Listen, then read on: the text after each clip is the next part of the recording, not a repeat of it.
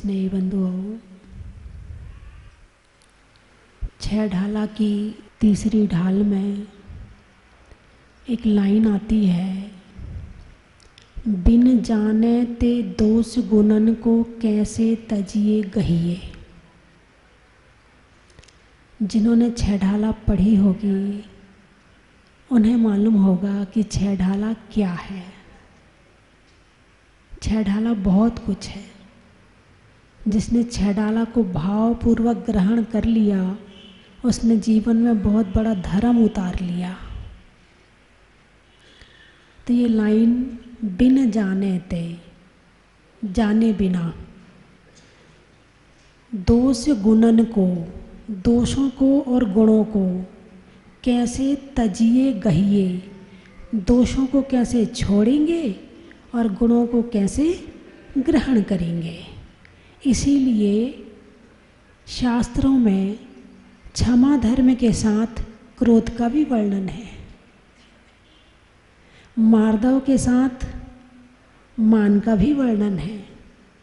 कहने का अभिप्राय ये है कि शास्त्र में अकेले गुणों का वर्णन नहीं है, दोषों का वर्णन भी है।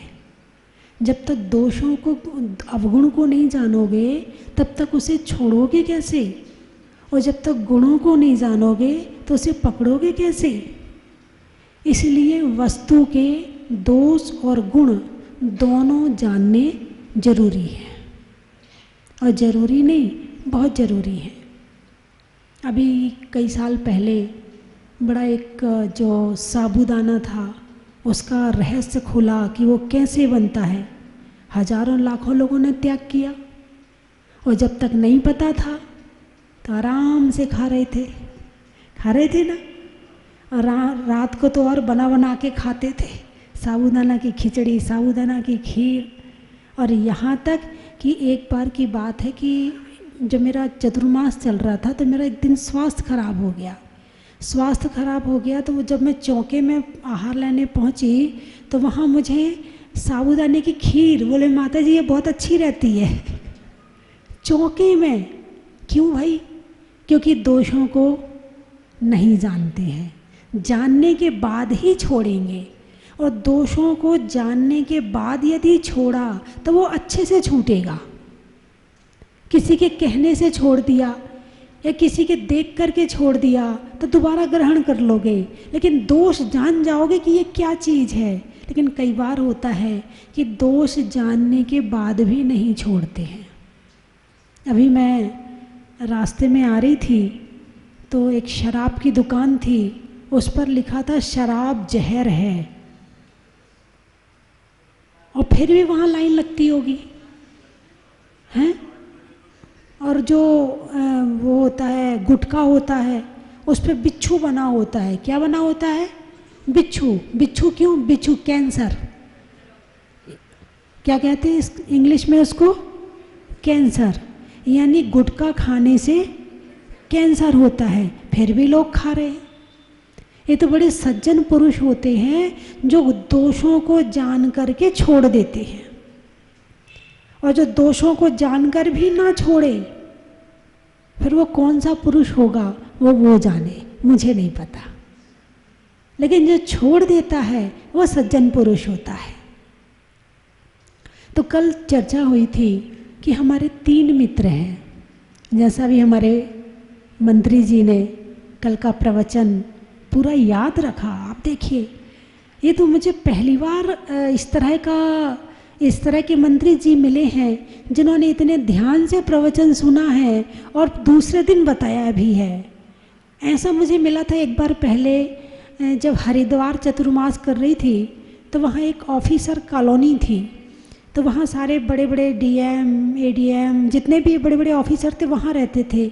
वहाँ एक जैन परिवार भी था, तो उन्होंने वहाँ प्रवचन करवाया, और वहाँ पर उन्होंने उन सबको बुलाया, कलेक्टर, जितने भी वहाँ ऑफिसर थे सबको बुलाया। फिर 1 महीने बाद हरिद्वार से मैं रुड़की गई, तो रुड़की के एक प्रोग्राम में डीएम को बुलाया गया। उससे कहा भाई तुम माइक पर कुछ बोलो। खड़ा हुआ, उसने पिछले महीने का प्रवचन सुना दिया। बोले माता जी पिछले महीने आपने ये सुनाया था, ये दूसरी बार है कि किसी ने मेरा प्रवचन दूसरे दिन सुनाया है। ये होती ग्रहण की क्षमता, ग्रहण करने की क्षमता। जिसकी रुचि जहाँ होती है उसके पास वो चीज़ जाके चिपक जाती है। इनकी रुचि अध्यात्म में है तो इनको मेरी सारी बातें अंदर उतर गई।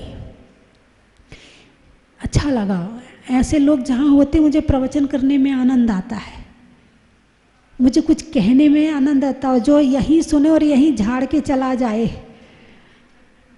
सुनाती तो हूँ फिर भी, क्योंकि बिना दिए लेना नहीं, बिना दिए लेना नहीं, और दे करके रोना नहीं। बिना दिए लेना नहीं और दे करके रोना नहीं, ये नियम है। तो देना तो ज़रूर है, अब तुम कितना ग्रहण करते हो ये तुम्हारे ऊपर है। और ऐसा नहीं है, यहाँ जो बैठे हैं वो तो ग्रहण करते ही करते हैं। टीवी में लाखों लोग ग्रहण करते हैं और मुझे आकर बताते हैं कि आप जो छोटे छोटे नियम देती हो वो में हम लेते हैं। बहुत लोगों ने बताया, बहुत लोगों ने त्याग किया। एक बार तो एक श्वेतांबर का पत्र आया था कि बोले माता जी आपके प्रवचन सुन करके हमारे जीवन में बहुत परिवर्तन आया है। तो बस दोष और गुणों की व्याख्या करती हूँ और तो कुछ भी नहीं करती हूँ। तो कल चर्चा हुई थी कि हमारे 3 मित्र हैं।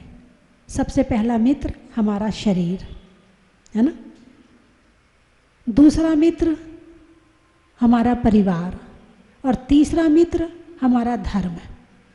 तो कल शरीर पर चर्चा हुई थी कि शरीर हमारा मित्र है, लेकिन जब आत्मा इसमें से निकलेगी तो ये शरीर वहीं छूट जाएगा, एक कदम भी आगे बढ़ने वाला नहीं है।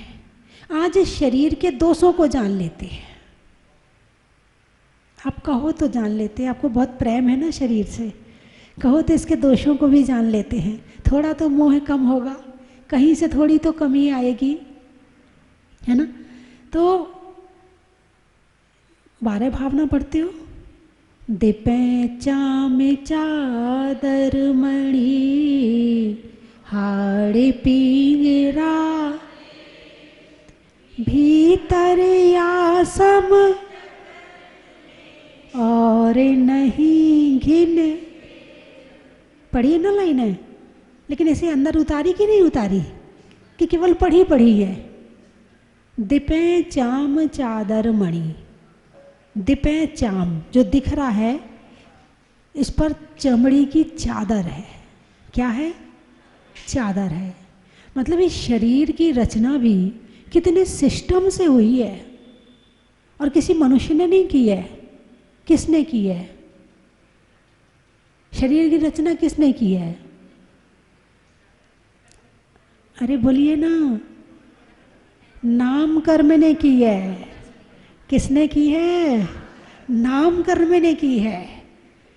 कहने को शरीर की रचना माँ के गर्भ में होती है, माँ का गर्भ निमित्त है, लेकिन शरीर की रचना नाम कर्म करता है।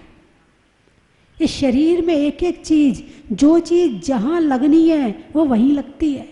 आँख की जगह आँख लगती है, कान की जगह कान लगते हैं, दांत की जगह दांत लगते हैं, हाथ की जगह हाथ होते हैं, पाँव की जगह पाँव होते हैं, और अंदर में जितनी रचना है वो सारी बिल्कुल सही जगह होती है। वैज्ञानिक बना सकते हैं ऐसा शरीर। बहुत लोग अपने आप को ज्ञानी समझते हैं, लेकिन आज तक वो ऐसा शरीर नहीं बना पाए। हाँ, कुछ पैच पुर्जे बना लिए हैं, कुछ पैच पुर्जे बना लिए हैं, लेकिन एक ब्लड की बूंद नहीं बना पाए आज तक। संसार में ऐसी कोई मशीन नहीं है कि जिसमें दाल, चावल, सब्जी, पराठा, पूड़ी डाल दो और ब्लड बन के आ जाए। ऐसी कोई मशीन है? और हड्डी बन के आ जाए, चर्बी बन के आ जाए? है कोई ऐसी मशीन? एक भी मशीन नहीं है। कितनी कीमती मशीन है। आप यदि वैज्ञानिक बना लें तो उसकी कीमत कितनी होगी? बहुत भयंकर कीमत होगी उसकी तो। और तुम्हें फ्री में मिल गई क्या? नहीं नहीं, फ्री में नहीं मिली है। ये मनुष्य पर्याय अनंत पुण्य कर्मों का फल है, उसमें मिली है। इसे फ्री में मत मानना। मात्र नोट ही सब कुछ नहीं होते हैं, नोट से बड़ा पुण्य होता है जिसके उदय में ये मनुष्य पर्याय मिलती है। और इस पुण्य से मिली हुई चीज को पुण्य में लगा दो, धर्म में लगा दो, आत्मा के ज्ञान में लगा दो, आत्मा के कल्याण में लगा दो, तो इससे चौगुना फायदा हो जाता है। मूल का आपने ब्याज भी कमा लिया और मूल का ब्याज कई गुना कमा लिया। लेकिन यदि इस पुण्य से मिली हुई चीज को भोगों में लगा दिया तो समझना कि आपने पैसा तो कमाया और यूं ही फेंक दिया। तो शरीर बड़ा कीमती है। इस पर चादर किसकी है? चमड़े की चादर है ना। और इस पर ही क्यों? संसार में जितनी चीजें हैं, आप फल देखो, वाटरप्रूफ होते नहीं होते? एक एक फल आप चाहे आम देखो, चाहे सेब देखो, चाहे केला देखो, चाहे नारंगी देखो, चाहे मौसमी देखो, सबके ऊपर चादर है, सबके ऊपर चादर है। और चादर भी कौन सी? वाटरप्रूफ, अंदर पानी नहीं जा सकता। यदि यही फल वैज्ञानिक बनाने लगे तो 100 गुने महंगे हो जाएंगे। लेकिन ये फल हमें धरती के माध्यम से, प्रकृति के माध्यम से प्राप्त होते हैं तो कितने इजी प्राप्त हो जाते हैं। तो जो चीज मिली हुई है, ऐसा मत सोचो, अक्सर लोग जो है मिली हुई चीज की कीमत नहीं करते। क्या? मिली हुई चीज की कीमत नहीं करते। और जो चीज मेहनत से मिलती है ना, उसकी बड़ी कीमत करते हैं। जैसे नोट है, नोट की बड़ी कीमत करते हैं, सोने चांदी की बड़ी कीमत करते हैं, मेहनत से मिला है। तो क्या ये मनुष्य से बिना मेहनत का मिल गया? तुमने पिछले जन्म में कितना धर्म किया था, कितनी भगवान से प्रार्थना की थी, कितनी पूजाएं की थी, कितनी भावना भाई थी कि हे भगवान एक बार ये मनुष्य शरीर मिल जाएगा तो ऐसा काम करेंगे कि दोबारा जन्म मरण ना होना पड़े। लेकिन ये मनुष्य शरीर तो मिल गया, अब वो शरीर में ही लग गए। बड़ी मेहनत से मिला है ना, उसको ही पकड़ के बैठ गए। तो इससे मोह कम करने के लिए आचार्य 12 भावनाओं का वर्णन करते हैं। दीपे चाम चादर मणि हाड़ पिंजड़ा दे। पहले तो एक हड्डियों का पिंजरा है अंदर में, सिस्टम देखो। पहले एक हड्डियों का पिंजरा, जैसे मकान बनाते ना तो पहले लोहे का पिंजरा बनाते हैं, बनाते नहीं बनाते? उसमें पिलर बनाते हैं, फिर वो मजबूती से खड़े करते हैं। और जब नीचे, सबसे नीचे नींव बनाते हैं तो आजकल क्या कहते हैं? फुटिंग चल रही है। क्या चल रही है? फुटिंग चल रही है। ये फुट यानी पैर, फुटिंग यानी पैर बन रहे हैं। क्या बन रहे हैं? पैर बन रहे हैं। तो ऐसे ही ये शरीर है, इसमें पहले एक हड्डियों का पिंजरा है, फिर उसके अंदर जहाँ जहाँ मशीन फिट करनी होती हैं वो सारी मशीन फिट हो रही हैं। फिर उस मशीन को फिट करने के बाद में कुछ मशीनें अंदर हैं और कुछ मशीनें बाहर हैं। जैसे आँख है, आँख भी एक मशीन है, कान है, कान भी एक मशीन है, नाक मुंह ये मशीन है। लेकिन ये मशीन बाहर की चीज़ को अंदर डालेंगी, इसलिए इसकी इस रचना ऐसी जगह की है। अब आप देखो, आँख, नाक, कान और मुंह ये उत्तमांग ऊपर है, सबसे ऊपर है। ऐसे नहीं कि आँख को पीछे लगा दिया हो या पीठ में लगा दी हो, नहीं, बिल्कुल ये हिस्सा सबसे कीमती है। इसलिए जब आप मोटरसाइकिल चलाते हो तो क्या लगाते हो? हेलमेट लगाते। कहाँ लगाते हो? सिर में, हाथ में नहीं लगाते, पाँव में नहीं लगाते। यदि सिर को कुछ हो गया तो सारा मामला गड़बड़। और सिर बच गया, हाथ चला भी गया, जीवन चल सकता है, पाँव चला भी गया, जीवन चल सकता है। लेकिन यदि सिर चला गया तो कुछ नहीं होने वाला है। इसलिए इसकी रक्षा सबसे ज़्यादा की जाती है। सबसे ऊपर दिमाग को रखा है। किसको रखा है? दिमाग को रखा, दिमाग की नसें सारी यहीं ऊपर फिट है, उसके ऊपर खोपड़ी है। क्या है? खोपड़ी। और खोपड़ी भी ऐसी कि इसको बजा लो। दिमाग को सुरक्षित करने के लिए, दिमाग को सुरक्षित, क्योंकि दिमाग गड़बड़ हो गया तो सब गड़बड़ हो जाएगा, इसलिए दिमाग को सुरक्षित रखने के लिए खोपड़ी के अंदर रखा गया। यदि चोट लग भी जाए तो खोपड़ी में लगे, नसों में ना लगे। यदि उसके अंदर मामला पहुंच गया तो सब गड़बड़ हो जाएगा। अभी और देखो, खोपड़ी के बाद में फिर चमड़ी, और चमड़ी के ऊपर बाल। ये बाल पता क्यों है? अरे बोलिए ना, ये बाल क्यों है? सिर की सुरक्षा के लिए। ये बाल फैशन के लिए नहीं है, ये बाल सिर की सुरक्षा के लिए हैं। यदि धूप लगे तो पहले बाल को लगे, सिर को ना लगे। यदि पानी लगे तो पहले बाल को लगे, सिर को ना लगे। यदि ठंड लगे तो पहले बाल को लगे, सिर को ना लगे। जिनके सिर पर बाल नहीं होते उनसे पूछो कितनी तकलीफ होती है। धूप में खड़े हो जाएं बेचारे परेशान हो जाते हैं। नहीं, बुराई वाली बात नहीं, ऐसा होता है कि नहीं होता? सीधी धूप लगती है, फिर भी कहीं ना कहीं सुरक्षा के लिए कुछ और इंतजाम किया होगा, निश्चित किया होगा। तो ये जो बाल हैं ये फैशन के लिए नहीं है, ये सिर की सुरक्षा के लिए है। लेकिन इंसान ने इसको क्या बना लिया? फैशन बना लिया।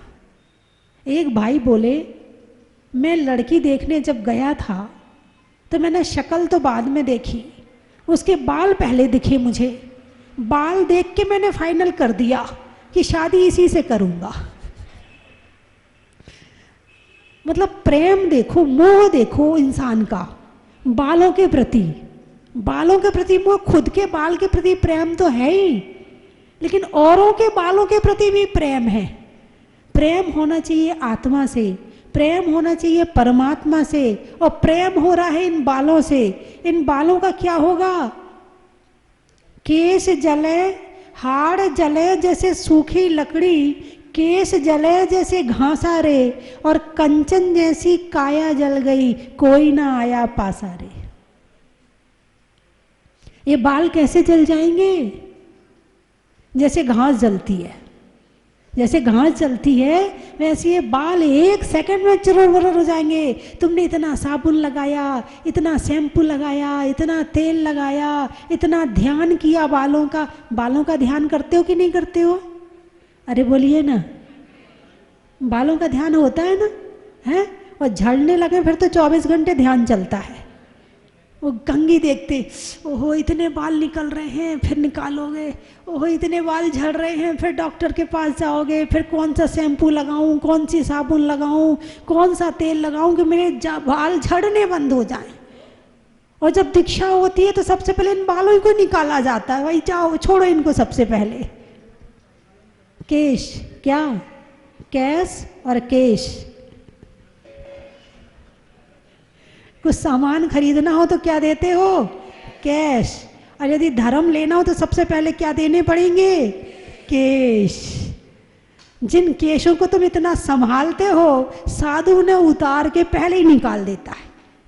जो जो चीजें मन को भटकाने वाली होती हैं, धर्म नहीं करने देने वाली होती हैं, ध्यान की एकाग्रता को भंग करने वाली होती हैं, साधु से उन सब चीजों को दूर कर दिया जाता है। बालों को छोड़ दो। परिवार भंग करता है ध्यान, परिवार को छोड़ दो। कपड़ों से भंग होता है तो मुनिराज को कहा दिगंबर हो जाओ, है? धन सामग्री से भंग होता है ध्यान, तो उसको छोड़ दो। अब तुम अकेले हो गए ना, अब बस अब करो स्वाध्याय, अब मन लगेगा तुम्हारा। लोग पूछते हैं मेरे से, बोले माता जी स्वाध्याय में मन नहीं लगता है, पढ़ते हैं तो याद नहीं होता है। मैंने कहा जो चीज़ें याद करने वाली नहीं थी उन चीज़ों को तो दिमाग में भर रखा है, अब कहाँ से याद होगा? भाई डिब्बा तो एक है, उसमें सामान जितना रखना था वो भर गया है, और उसको तुमने खाली किया नहीं। अब ऊपर से रखना चाहोगे तो वो बाहर के बाहर निकल जाता है। दिमाग रूपी डिब्बा उसमें गृहस्थी भर रखी है, बच्चे भर रखे हैं, मोह माया भर रखी है, कपड़े भर रखे हैं, उसमें आपने खाना पीना भर रखा है। अब उसमें धर्म करते हो, वो जाते ही नहीं उसमें, पहले ही से वो ट्रैफिक जाम है। अब ट्रैफिक जाम होगा तो कैसे गाड़ी अंदर जाएगी? तो शरीर की असलियत है कि दिपे चाम चादर मणि हाड़ पिंजड़ा दे, एक पिंजरा है, ठीक है। पिंजरा की बात मैंने बताया, उसके अंदर फिर मशीनें फिट हैं। मशीन ही तो है ना, जितनी मशीनें आज तक वैज्ञानिकों ने बनाई हैं, किसको देख के बनाई है? इस शरीर को देख के तो बनाई है। सारे सिस्टम कौन से वाले हैं? यही वाले तो सारे सिस्टम हैं। अब तुम्हारे मोबाइल में मेमोरी कार्ड होता है, होता कि नहीं होता? इसमें भी मेमोरी कार्ड है। अब कितने जीबी का है वो बात अलग है। जिसका जितना ज्ञानावर्णी कर्म का क्षयोपशम होगा उतना वो याद रख लेता है, जितना कम होगा उतना वो कम याद रखता है। ऐसे तुम्हारे मोबाइल में मेमोरी कार्ड होता है, जैसे उसमें बहुत सारी फोटो सेव हो जाती हैं, होती नहीं होती तुम्हारे मोबाइल में? ऐसे दिमाग में भी एक स्थान होता है जहाँ चित्र सेव होते हैं। तुम किसी से मिले, याद उसकी शक्ल आ गई तुम्हारे अंदर। कोई गाड़ी देखी तुमने, आ गई अंदर। कहीं घूमने गए, राजमहल देखा, ताजमहल देखा, आ गया अंदर। टीवी में सीरियल देखे, घुस गए अंदर वो तुम्हारे। तो तुम्हारे यहाँ, तुम्हारे अंदर एक वो क्या कहते हैं, एल्बम भी है जहाँ तुम्हारी फोटोएं सेव होती हैं। भगवान की फोटो सेव नहीं होती, बाकी सारी फोटो सेव हो जाती है। भगवान की फोटो है तो आप नाम लो भगवान का, फिर सोचो वो तस्वीर सामने आए, नहीं आएगी। अभी बच्चे का नाम लो, तुरंत तस्वीर सामने आ जाएगी। अभी साड़ी का नाम लो, वो वाली साड़ी बहुत बढ़िया थी, वो तुरंत साड़ी की तस्वीर सामने आ जाएगी। अभी किसी की दुकान है और वो यहाँ उसका फ़ोन आ जाए कि भाई साहब ग्राहक खड़ा है सामने और वो ना जो वो सामान नहीं मिल रहा, वो कहाँ रखा है? अरे वो वाली अलमारी खोल, हाँ खोल ली, चल अब वो वाला डिब्बा निकाल, अब उस डिब्बे में से तीसरा डिब्बा और निकाल। एक एक चीज़ की फोटो सेव है अंदर, एक डिब्बों की, डिब्बे की, रास्ते की, मकान की, दुकान की, सारी फोटो सेव है अंदर। और नहीं है तो केवल भगवान की फोटो सेव नहीं है, क्योंकि हम उन्हें दिल से याद करते नहीं हैं। जिसे दिल से याद करते हैं उनकी फ़ोटो सेव हो जाती है, और जिसे दिल से याद नहीं करते उनकी फ़ोटो सेव नहीं होती है। तो शरीर में सारी मशीनें हैं, इसमें बहुत सारी मशीनें ऐसी हैं जिसमें तुम्हारा कोई काम नहीं है, वो ऑटोमेटिक चलती है। अब तुम्हारा पेट है, पेट में तुम्हें कुछ नहीं करना, तुमने केवल भोजन करना है और पेट में भोजन डाल दिया। अब तुम्हारा काम पचाने का नहीं है, तुम अपना काम करो, पेट अपना काम करेगा। हार्ट अपना काम कर रहा है, किडनी अपना काम कर रही है, और नसें में जो ब्लड घूम रहा है वो अपना काम कर रहा है। तुम्हें कोई मेहनत नहीं करनी पड़ रही है, तुम्हें कोई मेहनत नहीं करनी पड़ती। यदि मान लो सांस लेना तुम्हारे हाथ में होता तो क्या होता? कभी भूल जाते तो? भूलने की आदत है ना बहुत, हो सकता था कि सांस लेना भूल जाते और नमो सिद्धाराम हो जाता। लेकिन सांस लेना, बहुत सारी चीज़ें शरीर की तुम्हारे हाथ में नहीं, वो मशीनें अपने आप चल रही हैं। केवल तुम्हारे हाथ में आँख, नाक, कान और मुंह है, इनको कंट्रोल कर लो। जिसने इनको कंट्रोल कर लिया, जिसने अपने हिसाब से इनको चला लिया, वो दुनिया का सबसे बड़ा सम्राट है। इसको कहते हैं इंद्री विजय। क्या कहते हैं इसको? इंद्री विजय। अंदर का मामला तुम्हारे हाथ में नहीं है, जो तुम्हारे हाथ में है उसको कंट्रोल करो। तो हाड़ पिंजड़ा दे, अंदर में क्या क्या है? मशीनें फिट हैं, फिर चर्बी है, फिर उसके बाद में 7 परत चमड़ी की है। कितनी? 7 परत, एक नहीं है। कभी कभी आप देखते हैं ना कि एक निकल गई, फिर दूसरी निकल गई। वो जब ब्लड आता है ना तब वो सबसे लास्ट वाली होती है, तब ब्लड आता है। तो ये कितनी सुरक्षा कवच हमारे शरीर में लगे हैं, इतना पुण्यशाली शरीर आपको मिला है और शरीर का उपयोग क्या कर रहे हो? चिंतामणि रत्न मिला है, क्या मिला है? अरे बोलिए ना। मनुष्य पर्याय एक जंक्शन है। जंक्शन का क्या मतलब होता है? जहाँ से सब जगह के लिए ट्रेन मिलती है। यहाँ से स्वर्ग के लिए भी ट्रेन मिलती है, यहाँ से नरक के लिए भी मिलती है, यहाँ से त्रियंच गति के लिए भी मिलती है, यहाँ से 1 इंद्रिय 2 इंद्रिय 3 इंद्रिय के लिए भी मिलती है, और यहाँ से मनुष्य बन जाए उसके लिए भी ट्रेन मिलती है। ये जंक्शन है। अब आपको जाना कहाँ है? उस ट्रेन में बैठ जाना। और मंदिर में बैठकर ये तो आपको इतना तो पता ही होगा। हालांकि जब छोटे छोटे बच्चे भी जब होते हैं तो कहते हैं नदी किनारे सांप है, झूठ बोलना। बोलिए, कहा था कि नहीं कहा था आपने बचपन में? हैं? मतलब संस्कारों में पाप और पुण्य का ज्ञान दिया है, संस्कारों में, खून में। बचपन से इस बात का ज्ञान है क्या सही है क्या गलत है। और जैनी तो 1 नंबर के हैं संस्कारों में। कहीं चला जाए अलग पहचान दिख जाएगी, ये कभी गड़बड़ कर ही नहीं सकता है। तो बंधुओं, अभी तो बात ही पूरी नहीं हुई और समय पूरा हो गया। तो मेरी बात आपकी समझ में थोड़ी बहुत तो आ गई होगी, हैं? कि जो चीज़ तुम्हारे पास में, तुम्हारे अंडर में है, उसे कंट्रोल करो। जो तुम्हारे अंडर में नहीं है उसे वो अपने आप कंट्रोल हो जाएगा। जो कंट्रोल कर सकते हो उसको कंट्रोल कर लिया तो अंदर वाली मशीनें अपने आप कंट्रोल में रहेंगी, और बाहर की मशीनें, इंद्रियां कंट्रोल में नहीं है तो अंदर की मशीनें जल्दी खराब हो जाएंगी। चलने में पात का, मित्रों में सात का, और तीर्थंकरों में मुनि सुब्रतनाथ का, बड़ाई में जी में जीरा का, रत्नों में हीरा का, और तीर्थंकरों में महावीरा का, बड़ाई में खेत में धान का, शादी में पान का, और आज होने वाले विधान का, बड़ाई महत्व है। अनाज में चने का, गर्मी में पने का, और विधान में बैठने का, बड़ाई महत्व है। करने में सम्मान का, देने में दान का, और आने वालों में मुल्तान का, बड़ाई महत्व है। और जो भगवान की भक्ति में गाता है उसके गले में सरस्वती आ जाती है। ये ध्यान रखना, किसी को अपने गले में सरस्वती बिठानी हो तो जोर जोर से भगवान की भक्ति करना शुरू कर दो, जैसा आप लोग करते हैं। खिड़की में जाली का, बजाने में ताली का, और आने वालों में वैशाली का, बड़ाई महत्व है। जातियों में बनिया का, रसोई में धनिया का, और आने वालों में धूलिया का, बड़ाई महत्व है। लड्डू में गाद का, खेत में खाद का, और आने वालों में हैदराबाद का, बड़ाई महत्व है। गाने में सुर का, नृत्य में नूपुर का, आने वालों में बैजापुर, प्रतापपुर और जयपुर का, बड़ाई महत्व है।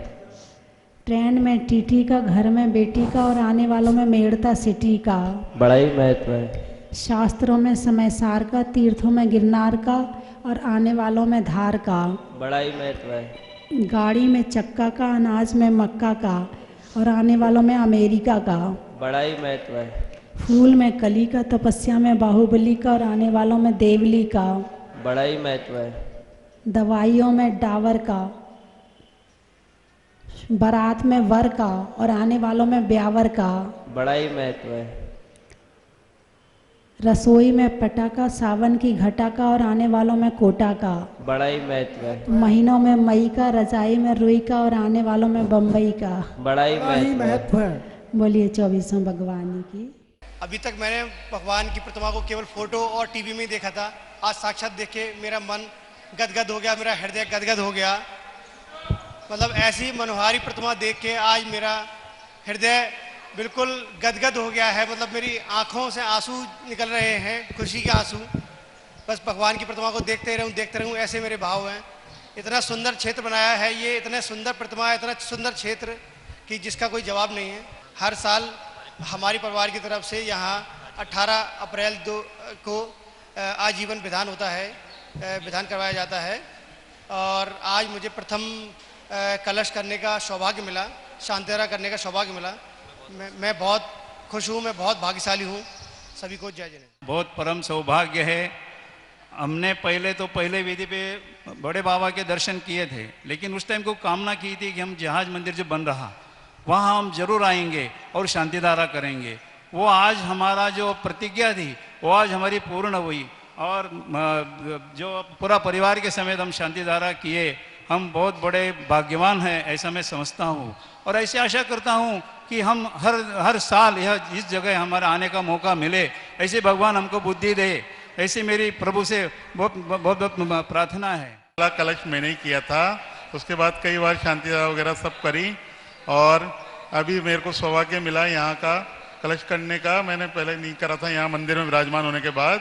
बोलिए मुनिनाथ भगवान की जय। अभिषेक एवं शांतिधारा की, अभी इसके पश्चात माताजी के सानिध्य में विधान का आयोजन होगा। बहुत ही प्रसन्न हुए, हम सह परिवार यहाँ पे आए हैं। पूरा परिवार हमारा पहाड़िया परिवार कुचामन सिटी यहाँ जहाजपुर विधान के लिए पधारा है मुनीश्वर मंदिर में। और यहाँ की अद्भुत और सफाई और भव्यता देख के मुझे इतना अच्छा लगता है कि अपना मंदिर ही ओसवालों के मंदिर से सर्वोपरि मंदिर है। जय जिनेन्द्र बंधुओं, वैसे तो स्वस्ति धाम में प्रतिदिन कई कार्यक्रम यहाँ पर आयोजित होते रहते हैं, लेकिन अब की बार एक अनूठा सहयोग मिला है। 3 दिवसीय कार्यक्रमों की एक श्रृंखला यहाँ पर आयोजित हो रही है। बंधुओं, 23 अप्रैल को मुनीश्वरनाथ भगवान को भूगर्भ से प्रकट हुए पूरे 9 वर्ष हो जाएंगे। इस उपलक्ष्य में एक विशेष शांतिधारा और विधान का आयोजन यहाँ पर होगा।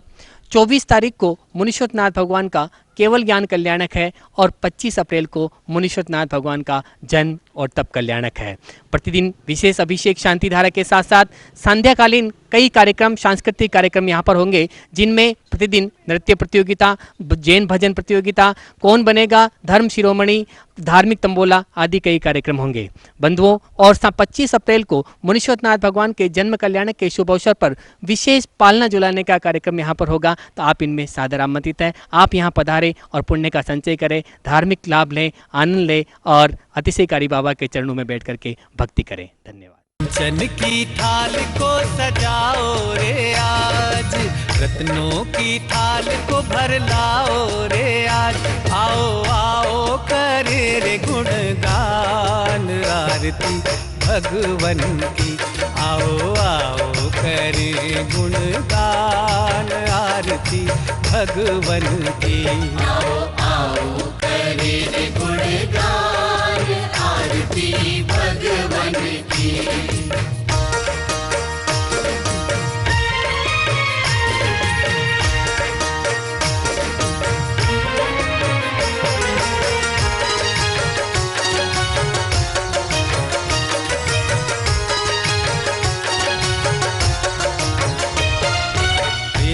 सुमित्र के राज दुलारे, माँ पद्मा जी के नैनों के तारे। पिता सुमित्र के राज दुलारे, माँ पद्मा जी के नैनों के तारे।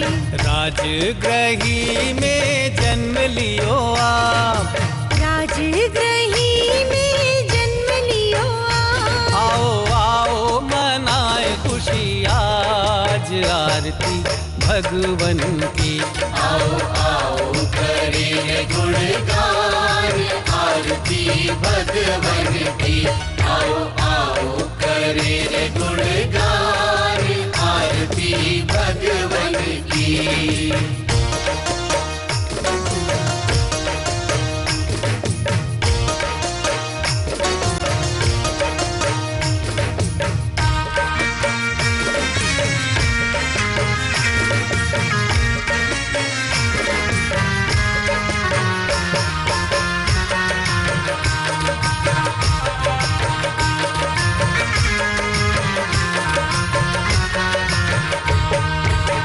कपूर बाती से ज्योति को जला के। परम विदुषी लेखिका गणिनी आरिका रत्न श्री 105 स्वस्ति भूषण माता जी, जिन्होंने मात्र 20 वर्ष में 100 से भी अधिक किताबें लिखकर जैन समाज को अनूठा योगदान दिया है। बड़े बड़े विधान जैसे कल्पद्रुम महामंडल विधान, सिद्ध चक्र महामंडल विधान, इंद्रध्वज महामंडल विधान एवं विशेष जिनपद, पूजांजलि आदि महत्वपूर्ण साहित्य बहुत ही सरस, सरल व सुबोध